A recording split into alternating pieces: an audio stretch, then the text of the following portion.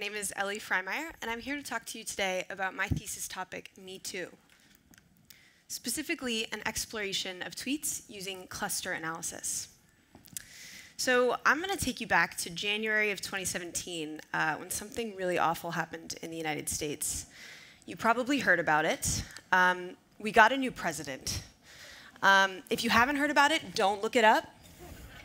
It's not looking great. On his inauguration day, there was a really powerful movement in Washington, D.C., the single largest political demonstration on record, and I'm talking about the Women's March. This image is from that march.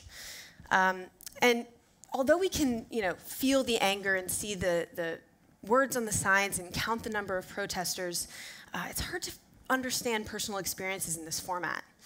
The official purpose of this march was to advocate for women's rights against our current United States administration.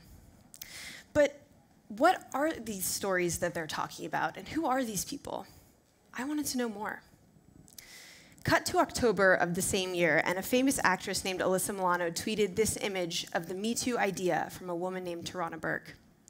She said, "If all the women who have been sexually harassed or assaulted wrote Me Too as a status, we might give people a sense of the magnitude of the problem."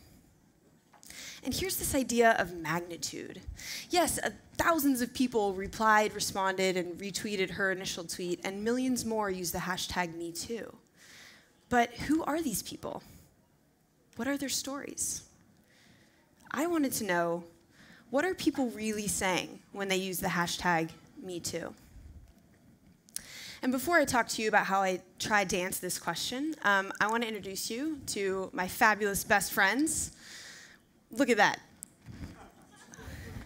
They're going to kill me for using that photo. I didn't realize it would be quite so large. But these are my best friends. We've been friends for at least 10 years, some of us over 20 years. And as 6 smart and talented, ambitious young women, we've had our fair share of experiences. We deal with a lot of mansplaining.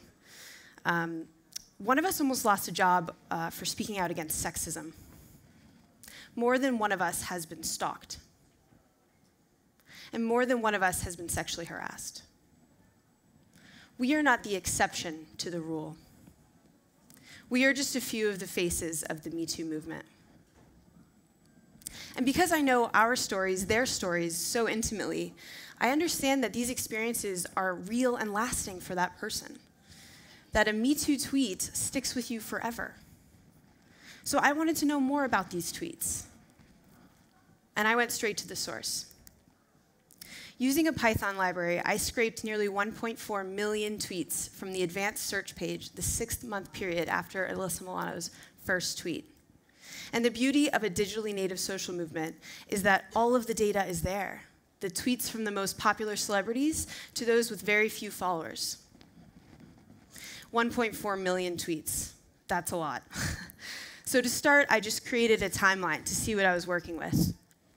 The most tweets were the day after Alyssa Milano's first tweet, and that makes sense. There was another spike when Time magazine named the Silence Breakers their Person of the Year on December 5th. Another spike at the Golden Globes on January 7th when the Time's Up movement was announced. And lastly, for the Oscars on March 4th. So how do I begin to analyze the content of these tweets now that I see they have a natural movement with the Me Too movement? Well, I turned to an unbiased solution called unsupervised machine learning, specifically a process called k-means clustering. This is a process of identifying groups within the data. Let's say that one tweet is one circle here. And sorry to bring him up again, but let's say if in that tweet you use the words Trump and Republican, it was likely to be grouped with other tweets that use words like Clinton and Democrat. And the important thing to know is that the algorithm did not know these are political tweets, but based on the words within, it knew that they belonged together. And after analyzing the 1.4 million tweets and 26 million unique words, the result was 425 clusters, 425 groups that belong together. And after some qualitative analysis on top of this 425, I determined that there's 5 major themes of conversation in this data set. The first theme, politics. It's important. The tweets included both sides of the aisle, both from supporters and critics of the current administration. And although Me Too was born in the experiences of Hollywood, the effect reverberated. Common words in this cluster include vote, Democrat, and president. Next, workplace-based tweets. Now, I think a core tenet of the movement is the abuse of power. And these tweets included both stories about abuse in the workplace, but also conversations about how the workplace was changing. Common words here include work and workplace, power, and abuse. Another theme, angry clusters. Now, I don't think it's a surprise to anyone that online activity includes a lot of profanity these days. And this was really interesting because the algorithm picked up a tone.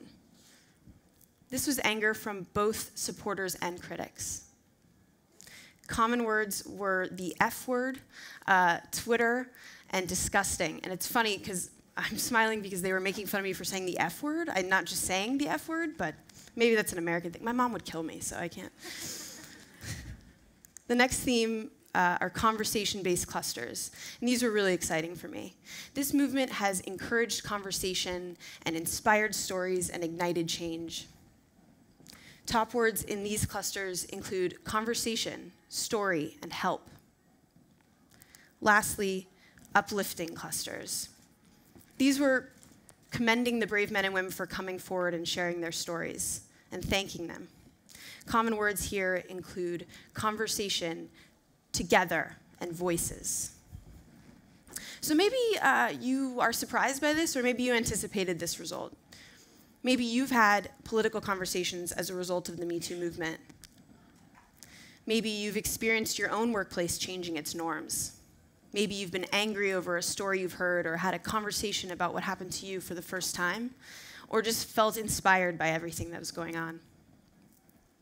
But I think the most important thing to note here is that there's so much more than just the magnitude of this problem. A tweet is not just a number. One of the most popular tweets in the uplifting cluster was this from Alyssa Milano, where she says, "One tweet has brought together 1.7 million voices from 85 countries. Standing side by side together, our movement will only grow." And she's not wrong. In this tweet, she counts the voices, but I want to make sure they are heard. To accumulate these findings, I've created an interactive data visualization where you can explore these tweets yourself. It uses a lot of the same imagery and themes that I've discussed today. And the most important component of this was that you actually get to read those tweets and the story is not lost. And to me, this movement is not done and never will be done.